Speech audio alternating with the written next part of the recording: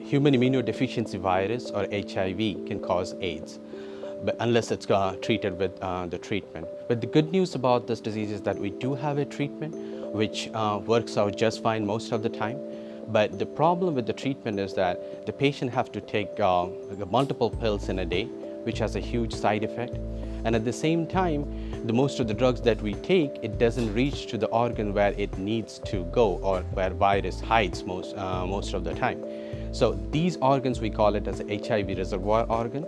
And one of the reservoir organs that we are targeting here is GALT, or gut-associated lymphoid tissue. And what we are trying to do here is that we are taking the medicine which is already available in the market. We are formulating them in such a way they are much smaller in size and much sustained in the biological environment. So this is altogether, we call it as a nano drug. And after we make this nano drug, we always attach or bioconjugate this nano drug in a specific antibody, which is called anti-GP2. Anti-GP2 antibody is specific for a microfold cells in GALT.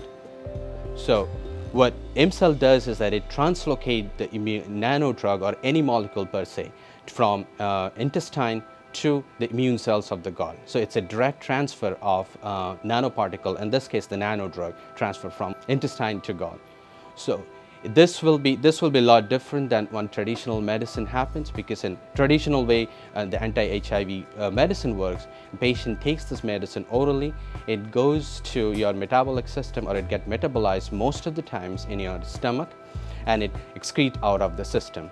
Whereas what we are proposing, if this formulation goes in clinic, the patient will be given in a enteric-coated capsule, which they will take and which will survive the stomach digestion and directly go to the intestine. And once it goes or reaches to the intestine, it will release out the drug because of the pH difference. And once the drug is released out from the capsule, it will directly attach to the microfold cells. And following that, the microfold cells will take up this drug and transfer to the immune cells of the GALT. This actually, what we have seen over the time in our work, this direct transfer through microfold cells from intestine to GALT actually gives a better control on HIV replication in GALT than any traditional drug which is available in the market.